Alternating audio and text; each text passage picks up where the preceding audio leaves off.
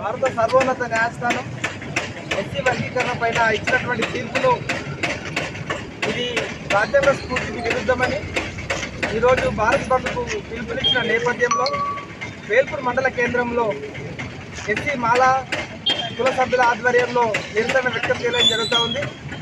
Supreme court ఇచ్చినటువంటి తీర్పులో భాగంగా ఇది ఒక రకంగా ఎస్సీ కమ్యూనిటీలో ఉన్నటువంటి అన్ని కులాలకు అన్యాయాన్ని చేకూర్చే విధంగా ఉన్నది.